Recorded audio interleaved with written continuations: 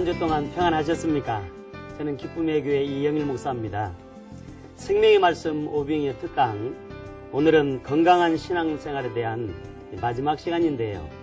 섬김이 있어야 건강합니다 라는 내용으로 오늘을 나누기를 원합니다.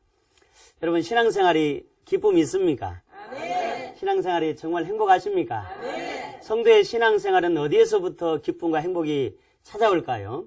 그것은 바로 우리가 하나님의 일에 섬길 때에 평안과 기쁨을 누리게 됩니다. 네. 한번 따라합시다. 섬김이 있어야 건강합니다. 하루는 예수님의 제자들 중에 야고보와 요한이 예수님께 이렇게 요청합니다. 주님의 나라에 우리를 하나는 주의 우편에 하나는 주의 좌편에 앉게 해주십시오. 그러자 그 옆에 듣고 있던 제자들이 요한과 야고보를 보고 화를 냅니다. 서로 머리가 되려고 섬김을 받고 싶어서 제자들이 예수님 앞에 다툰 것입니다. 이러한 제자들의 다툼을 보시고 예수님께서는 이렇게 말씀하십니다. 마가복음 10장 45절에 보면 인자가 온 것은 섬김을 받으려 함이 아니요 도리어 섬기려 하고 자기 목숨을 많은 사람의 대속물로 주려 함이니라 말씀하십니다. 우리가 살아가는 이 세상에는 수많은 사람들이 섬김으로 봉사하는 사람들을 볼 수 있습니다. 섬김이란 말은 히브리어로 아바드라는 그런 뜻인데, 이 아바드라는 뜻은 무엇인가 하니까 경배하다, 예배하다 이런 의미가 있습니다. 다시 말씀드리면 주인의 명령을 수행하는 사람들이다. 주인의 명령에 수행하면서 시중을 드는 사람, 종이라는 의미를 가지고 있습니다. 그래서 직업의 일환으로 서비스업에 종사하는 사람들은 이 섬김의 일상적인 일을 우리가 보기도 하는데요.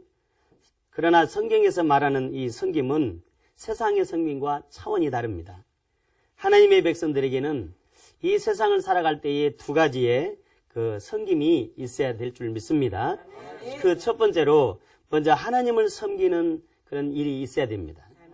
하나님께서는 하나님을 섬기는 자에게 영혼의 건강을 주십니다. 하나님께서 이스라엘 백성들을 구원하실 때에 성경에 보니까 출애굽기 3장과 7장, 8장, 9장, 10절, 10장에 연결해서 계속 보면은 하나님께서 모세를 통해서 바로 왕에게 가서 내 백성을 보내라. 하나님께서 그의 백성들을 이 애굽에서 보내라고 바로 왕에게 말하는 것입니다. 그 이유가 무엇일까요? 성경에 보면 그들이 나를 섬길 것이라. 내 백성이 나를 섬길 것이라. 하나님께서 이렇게 말씀하시고 그 이스라엘 백성들을 애굽에서 구원하시는 목적에 대해서 분명하게 말씀을 하고 있는 것입니다. 성도는 하나님과의 예배를 통해서 언약된 백성들입니다. 하나님을 섬긴다는 것은 예배를 드린다는 것입니다. 그럼 우리가 무엇을 통해서 하나님 앞에 예배를 드리는가? 우리의 삶을 통해서 하나님 앞에 드리는 것이 곧 예배인 것입니다. 구약에서 하나님께 제사하러 올 때에 그 백성들이 하나님 앞에 나올 때 반드시 가져와야 될 것이 있었는데 그것은 바로 예물이었습니다. 출애굽기 10장 9절에 보면 모세가 가로되 우리가 여호와 앞에 절기를 지킬 것인즉 우리가 남녀노소와 우양인을 데리고 가겠나이다 라고 말하는 것을 볼 수 있습니다. 하나님께 나아가는 자는 하나님께서 기뻐 받으시는 예물이 동반되어야 한다는 것을 말씀하고 있는 것입니다. 그러면 왜 우리가 하나님을 섬겨야만 하는가? 우리는 하나님의 각 지체들이기 때문에 그리스도의 몸을 이루기 때문에 우리는 하나님을 섬겨야 됨이 마땅합니다.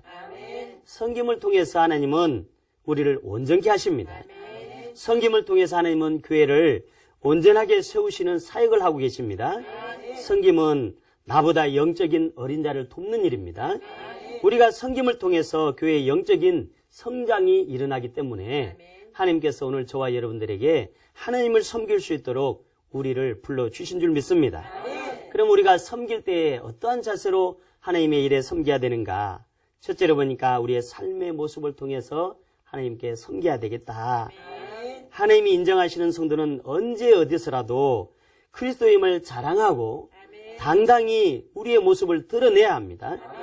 교회 안과 밖의 삶이 동일해야 된다는 것이죠. 이중적인 사람은 결단코 우리가 하나님의 온전한 백성이라 할 수 없는 것입니다. 우리가 하나님의 백성으로서 하나님께서 우리를 인정하시고 또 세상 사람들에게 우리가 인정을 받는다라면 하나님께서 우리의 섬김을 통해서 영광을 받으실 줄 믿습니다. 또 우리가 무엇을 통해서 하나님을 섬겨야 될 것인가? 우리의 가진 소유를 통해서 하나님을 섬겨야 될 것입니다. 우리의 모든 소유는 하나님께서 주신 것입니다. 우리가 가지고 있는 집이라든지 우리가 가지고 있는 가정의 자녀들이라든지 우리가 소유한 모든 것들이 다 하나님께서 우리에게 이 세상에 사는 동안에 우리에게 빌려주신 것입니다. 결단코 우리의 소유가 아니라는 것입니다. 이 모든 것들이 하나님께서 우리에게 살아있는 동안에 생명이 있을 동안에 우리에게 공급해 주신 것이라는 것을 우리가 기억해야 될 것입니다. 그래서 우리의 모든 소유는 하나님이 주신 것이다 라고 고린도전서 4장 7절에 우리에게 말씀하고 있는 것입니다. 우리에게 주어진 소유를 자신의 행복을 위해서 아니 이웃을 위해서 더 나아가서 참으로 어렵고 고통당하는 그 이웃들을 위해서 우리가 사용돼야 될 것입니다. 하나님께서 우리에게 분명한 삶의 원칙을 우리에게 세워주셨습니다.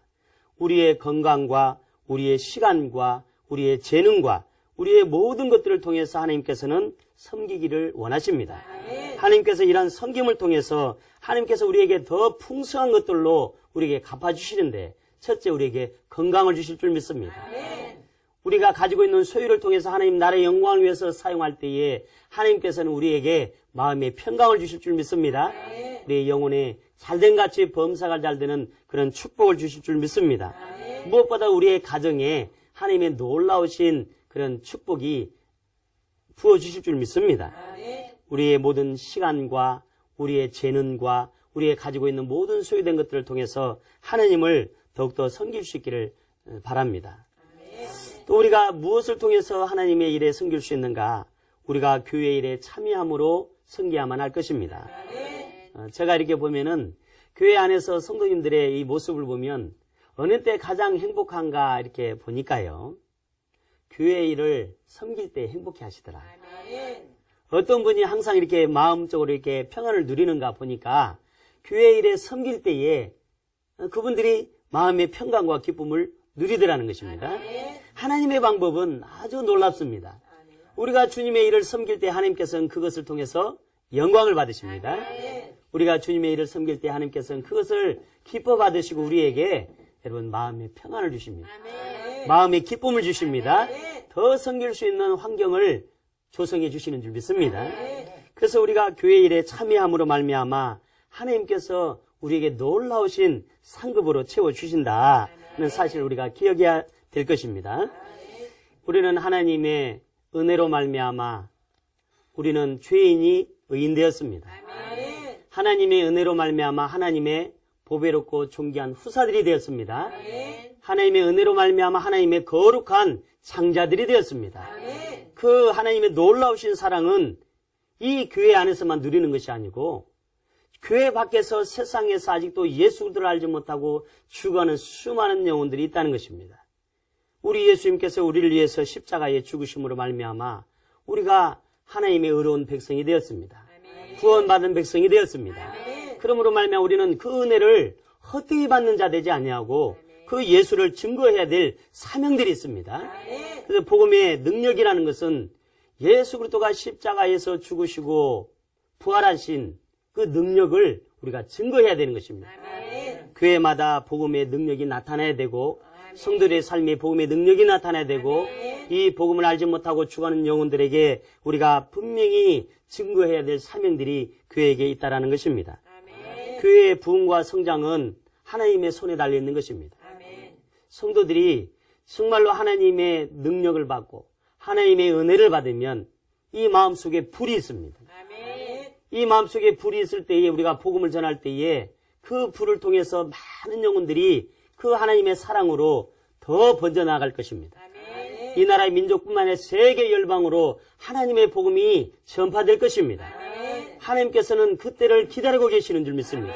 한 영혼이 주께 돌아오기를 우리 하나님은 기다리고 계신다는 사실을 우리가 반드시 알아야 될 것입니다. 그래서 교회 일에는 부정적인 자세보다도 긍정적인 자세가 필요합니다.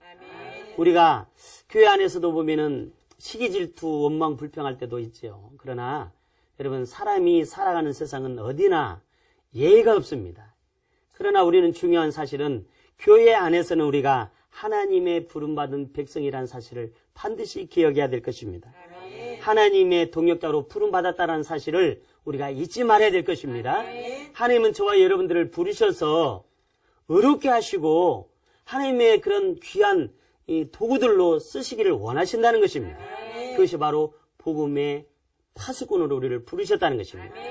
그래서 우리가 눈물을 뿌려 기도할 때에 그 눈물을 통해서 우리의 사랑하는 우리의 가족들이, 우리의 이웃들이 쉽게 돌아오는 역사가 일어날 줄 믿습니다. 우리가 눈물을 뿌려 복음을 전할 때에 하나님께서 그 복음을 통해서 주께로 돌아오기로 작정된 자들이 반드시 하나님 앞에 돌아오게 될 것입니다. 우리가 눈물 뿌려 주의 일에 봉사할 때에 하나님께서 그 눈물을 통해서 하나님께서 영광을 받으시되 참으로 우리의 모든 삶을 하나님께서 의의 길로 인도하실 줄 믿습니다. 우리가 하나님의 일에 참으로 부름받아서 하나님의 일에 봉사하게 되었다는 것은 놀라운 축복입니다. 우리가 건강할 때 주님의 일에 마음껏 섬길 수 있기를 축원합니다. 우리가 나이가 들고 몸이 병들면요, 우리가 섬기고 싶어도 섬길 수가 없어요. 하나님께서 우리에게 기회를 주셨을 때에 우리의 몸과 마음과 정성을 다해서 주님의 나라를 위해서 섬길 수 있기를 축복합니다. 그래서 교회 일은 우리가 항상 적극적인 자세로, 항상 주님의 은혜를 사모하는 자세로, 항상 주님의 그 사랑과 그 은혜를 우리가 무엇으로 보답할고, 그래서 우리가 생명 있는 날까지 주를 위해서 우리가 충성하고 봉사하고 주의 일에 더욱더 우리가 힘쓰고 있을 때에 참으로 하나님께서 우리를 통해서 영광을 받아주실 줄 믿습니다. 또 우리가 무엇을 통해서 하나님의 나라에 섬길 수 있는가? 하나님의 능력을 통해서 우리가 섬길 수 있기를 바랍니다. 사도 바울은 하나님의 성령으로 봉사하라, 하나님의 성령으로 봉사하라고 말씀하고 있습니다. 그리스도인들이 참으로 하나님의 일에 섬긴다라는 것은 하나님께서 주신 특권이고 하나님이 주신 놀라운 축복입니다. 하나님께서 공급하시는 힘으로 봉사할 때에 여러분 시험 당치 않습니다. 우리 힘으로, 우리의 능력으로, 내 방법으로 하려고 하면은 여러분 때로는 섬길 때에 실망을 당하기도 하고, 나는 열심히 섬기고 있는데 저 사람은 섬기지 않는 것에 대해서 시험에 당할 때도 있다라는 것입니다. 그러나 주님이 주시는, 공급해 주시는 힘으로 우리가 섬기게 되면 하나님께서 그 섬김을 통해서 영광을 받으십니다. 또 내 영혼이 기뻐함을 받을 줄 믿습니다. 하나님께서 오늘도 저와 여러분들의 하나님의 능력으로 섬길 수 있도록 우리에게 귀한 믿음들을 허락하신 줄 믿습니다. 또 하나님을 섬기는 자는 하나님께서 놀라우신 상급으로 주신다는 것을 기억하시기 바랍니다. 빌립보서 2장 17절에 보면 만일 너희의 믿음의 재물과 섬김 위에 내가 나를 전제로 드릴지라도 나는 기뻐하고 너희 무리와 함께 기뻐하리니 라고 우리에게 권면하고 있습니다. 그래서 우리가 이런 찬양을 간간히 부르잖아요. 당신의 그 섬김이 하늘에서 해같이 빛나리.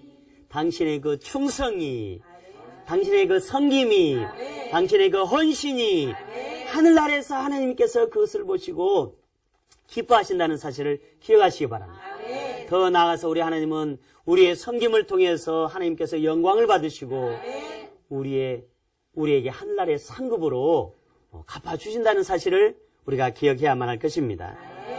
그래서 계시록 2장 19절에 보면은 내가 내 사업과 사랑과 믿음과 섬김과 인내를 나누니 내 나중 행위가 처음 것보다 많도다라고 여러분 우리에게 권면하시는 줄 믿습니다.